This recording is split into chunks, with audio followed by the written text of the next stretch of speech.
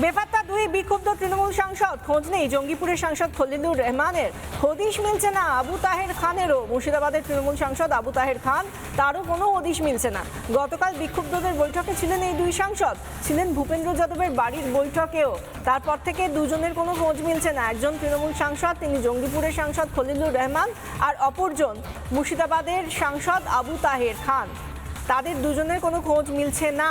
গতকাল বিক্ষুব্ধদের বৈঠকে ছিলেন দুজন সাংসদ, ভূপেন্দ্র যাদবের বাড়িতে বৈঠকেও ছিলেন, কিন্তু তারপর থেকে তাদের কোনো খোঁজ পাওয়া যাচ্ছে না। কোথায় গেলেন তারা? অনুপম আমাদের প্রতিনিধি এই নিয়ে দিল্লি থেকে যে প্রতিবেদন তুলে ধরলেন, দেখুন। এই মুহূর্তে দাঁড়িয়েছি নয়াদিল্লির গোদাবরী অ্যাপার্টমেন্টে। এখানেই থাকেন আবু তাহের খান, যিনি এই মুহূর্তে তৃণমূলের বিদ্রোহী সাংসদ। সেই বিদ্রোহী সাংসদ তিনি কোথায় রয়েছেন? গতকাল বৈঠক করেছেন বিদ্রোহী সাংসদদের একটা বড় অংশ। সেই বৈঠকে উপস্থিত ছিলেন শুভেন্দু অধিকারী, রাজ্যের মুখ্যমন্ত্রী।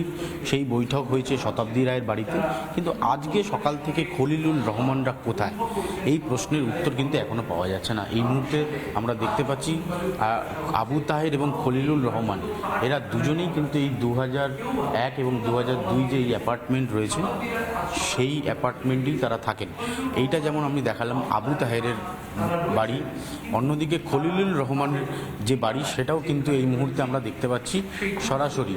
একদিকে খলিলুর রহমান, একদিকে আবু তাহের খান। এই যে ছবিটা আমরা দেখতে পাচ্ছি, এটা হচ্ছে খলিলুর রহমানের বাড়ি। এই অফিসে খলিলুর রহমান থাকেন, এখানেই তার দিল্লির বাসভবন কার্যত, সেখানেও কিন্তু তিনি নেই। তৃণমূলের এই দুই বিদ্রোহী সাংসদ কোথায় গেলেন?